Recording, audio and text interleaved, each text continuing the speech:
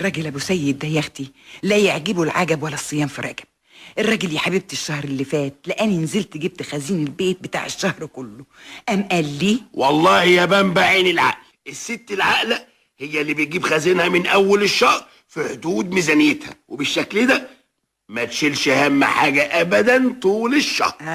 عشان تعرف يا ابو سيد انك متجوز واحده مدبره ومقتصده. عارف يا بنبع عارف، وعشان كده ابتداء من الشهر الجاي ان شاء الله هديكي المهيه تتصرفي فيها زي ما انت عايزه، مش هاخد منك غير حق السجاير والمصاريف بتاعه المواصلات وبس. وفعلا يا اختي الشهر اللي جه وهل ما كدبش خبر اداني المهية على داير المليل. وانا يا اختي رايحه على البقال فت على الاجزخانه اللي على نصة الشارع. ما انت عارفان دلوقتي خلاص ما بقتش استعقد في الوصفات البلدي، وبقيت اعرف قيمه الادويه والدكاتره بعد ما سمعت يا اختي كلامهم. كيكة ال10 دقايق ومش هنقف على حاجة، وكان عندي بيضتين وعملت أحلى كيكة بالشوكولاتة. يلا صلوا على الحبيب، اللهم صل وسلم وبارك على سيدنا محمد، واشتراك في القناة بسرعة عشان يوصلك كل جديد معانا في الصيف مع دودو مختلف. زي ما انتوا شايفين جبت بيضتين، لايك يا أختي. بيضتين كيس اللي هو الكاكاو ده كان عندي من 3 سنين كده، قلت اطلعه بقى، جه وقته بقى، جه لازم نستخدمه كده قبل ما الصلاحية تنتهي. المهم جبت كوباية كاس كده، حطيت فيه شوية، بصوا هما 3 كوبايات، كوباية زيت ومكمل سمنة زي ما انتوا شايفين. ادي كوباية الزيت على السمنة، ماشي، وكوباية لبن، تمام، وكوباية سكر. يعني كيكة، كوباية زيت، كوباية سمنة، كوباية سكر، تمام. هناخد والكيس الكاكاو، يعني انا سبت حوالي معلقتين كده، قلت ابقى اعملهم حاجة، يعني ايه، كوباية كاكاو كده مع الكيكة، ماشي. ضربناهم في الخلاط، تقلب بقى تقلب، رحنا عملنا صوص الشوكولاتة. صوص شوكولاتة بالنوتيلا، ولا يا ولا، حطيته في التلاجة يسقع. اللايك وانت بتتفرجي مش هتخسري اي حاجة. وبعد كده حطينا البيضتين، حطيناهم فين، على الخلطة بيضة بيضة اللي احنا عملناها، و2 فانيليا. وبعد كده رحنا ضربناهم تاني في الخلاط، ما هو الخلاط بيعاني معانا في الحلقة دي، تمام. بعد كده جبنا كوبايتنا المحترمة اللي هي كانت مطرح السكر، ما انت مش لازم توصفي المطبخ كله برضه. 3 كوبايات دقيق، واحنا ما بنعتناش بموضوع المعايير، يعني زادت شوية قلت شوية شغال. المهم بعد ما جبنا بقى كده ال3 كوبايات دقيق، رحنا جايبين كيس البيكنج باودر اللي دايما بنساه، بعمل الكيكه وبعد ما اخلص الاقيها على الرخامه، اقول يا نهار ابيض ده انا نسيت احط البيكنج باودر، يعني ببقى عايزه اظبط دماغي في احسن حاجه.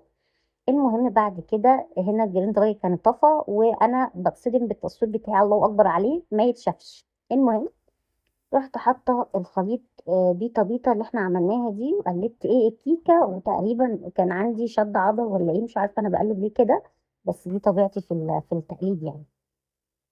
مش مشكله، بتقلبي يعني في اتجاه واحد، مش في كذا اتجاه، عشان ما تهربيش منها الهواء، هما بيقولوا كده. المهم ساعات انا بقلب والله اتجاهين شغاله شغاله. بصي ما تعقديش نفسك عشان ما تكرهيش المطبخ وتكرهي نفسك وتكرهي اليوم اللي اتولدتي فيه.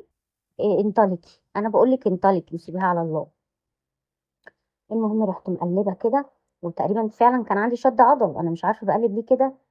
يا لهوي، يا دي حركتي في الطبيعي، ده ايه الشلل ده. المهم الله، ده انا عامله زي الانسان الآلي اللي بورد ولا اسمه المهم كنت ماسحه الصينيه كده مسحه محترمه بشويه زيت. وطبعا انا عمري ما اخلي الفيديو على طبيعته تاني، بس عشان انا الفيديو ما يبقاش قصير قوي سايباه على طبيعته. بعد كده هسرع على قد ما اقدر، عشان حاسه ان انا هنا كانت اعصابي بايظه ولا مش فاهمه. المهم رحت او انا مبطئه الفيديو ولا انا مش عارفه. المهم رحت حاطه الكيكه في الصينيه بعد مسحه الدقيق، مسحه مش بحط دقيق، بحط مسحه زيت.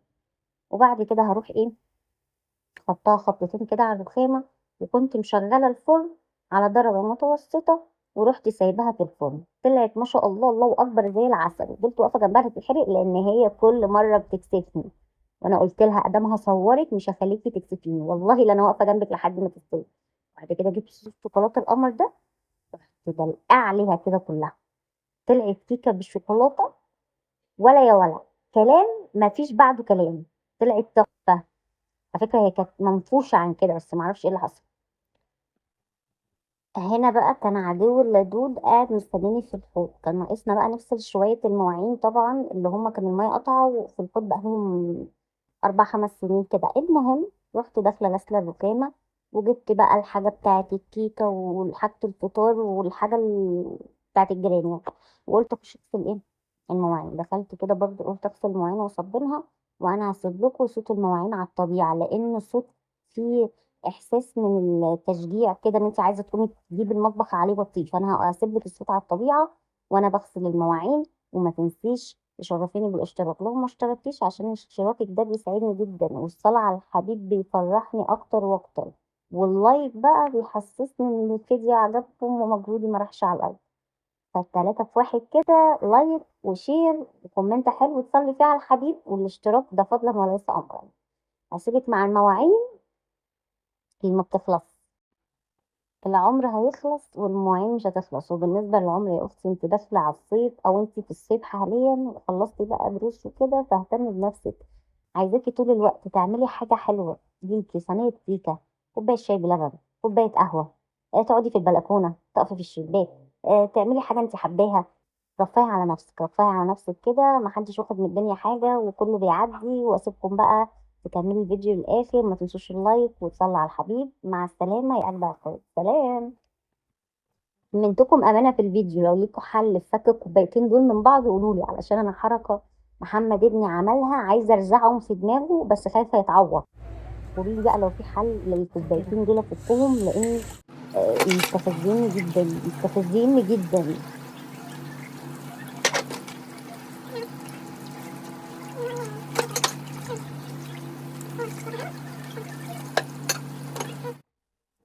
وطبعا اليوم ما كانش خلص لحد ما خلصت المواعين. كنت بعمل غدا، عملت طبق رز بالشعرية، وعملت طبق بتنجان مخلل القمر، وعملت طبق بامية. طب ما صورتيش ليه؟ بصوا الجو حر وانتوا مش بتشجعوني خالص باللايكات ولا الكومنتات.